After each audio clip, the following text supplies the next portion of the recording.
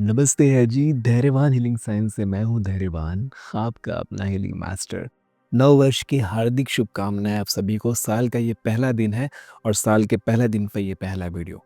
इस 2025 के लिए मैंने एक बहुत ही अच्छी रेमेडी आपको बताई थी, जिस पे आप लोगों ने बहुत प्यार बरसाया है और आप लोगों के कमेंट देख के मुझे बहुत भावविभोर हुआ हूँ मैं कि आप लोगों को कितना पसंद आया ये चीज़ और कितना आसान लगा है और पिछले साल की हुई रेमेडी से आप लोगों को कितना फ़ायदा हुआ है। बहुत बहुत धन्यवाद। आज हम नमक के प्रयोग के बारे में चर्चा करेंगे। साल का पहला दिन है, नमक का बिल्कुल बढ़िया प्रयोग मैं आपको बताने वाला हूँ। जूतों में नमक का प्रयोग हम कैसे करेंगे, कैसे हम जूतों के द्वारा नमक का प्रयोग करके अपने जीवन में सकारात्मक ऊर्जा को बढ़ाएंगे। ये प्रयोग बहुत ही छोटा सा प्रयोग है, करने में कुछ सेकंड्स लगते हैं, लेकिन जीवन में सकारात्मक ऊर्जा का ऐसा प्रभाव होता है और नकारात्मक ऊर्जा एकदम से दूर जाने लगती है। जूतों में नमक का प्रयोग करने से समृद्धि और सुख के दरवाजे खुलते हैं। ये केवल एक अनुष्ठान नहीं है, ये अपने दैनिक दिनचर्या में अपने छोटे छोटे कदमों की ताकत को समझने का एक जरिया है। नमक एक ऐसा तत्व है जो ऊर्जा को अवशोषित कर लेता है और कई मायनों में इसे बदल देता है। आपने देखा होगा, नमक को जब भी हम कहीं छोड़ देते हैं तो कुछ ही समय में वो गीला हो जाता है। इसके भौतिक कारण हैं बिल्कुल, लेकिन आप सोचिए गीला हो के वो क्या हो रहा है, वह पानी को अवशोषित कर ले रहा है। मतलब कि नमक पानी में तब्दील हो जा रहा है, हवा से पानी को खींच करके। और पानी के बारे में हम बहुत अच्छे से जानते हैं कि पानी ऊर्जा को धारण किए होता है, ज्ञान को धारण किए होता है, डेटास को धारण किए होता है। जो भी जानकारी हम पानी को प्रेषित करते हैं, ये सारी जानकारियों को पानी अपने आप में धारण किए होता है। वाटर हीलिंग थेरेपी में हम इसके बारे में बहुत अच्छे से चर्चा कर चुके हैं। दोस्तों, सबसे पहली बात तो आप ये जान लीजिए, जूते एक ऐसी व्यवस्था है हमारे कपड़ों की जो सबसे नीचे, सबसे पैरों में होती है। कहावत में कहा गया है कि जूते कितने भी महंगे हो पैरों में होते हैं और पगड़ी कितनी भी सस्ती हो सिर पे होते हैं।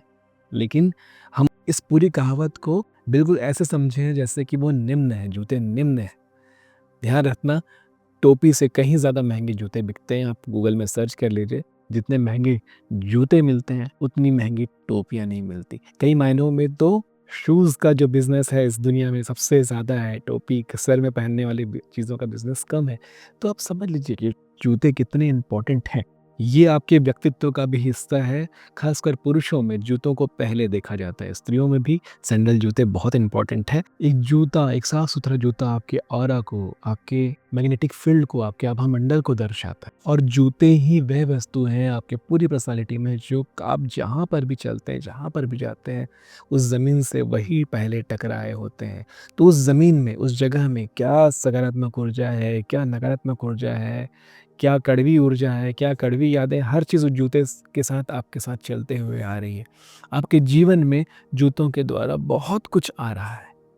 तो यदि आप अपने जीवन में जूतों को साफ स्वच्छ रख सकें तो बहुत सारी प्रॉब्लम्स तो वैसे भी नहीं आएगी और हमेशा सकारात्मकता बनी रहेगी आपके ज़मीन में।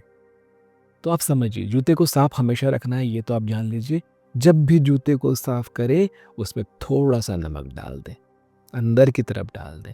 एक और तरीका हो सकता है, साबुन से जूते को धोया, धोने के बाद सब करने के बाद नमक को पानी में घोल दिया और जूते को उसमें डुबा दिया और डुबा कर निकाल के सुखा दिया।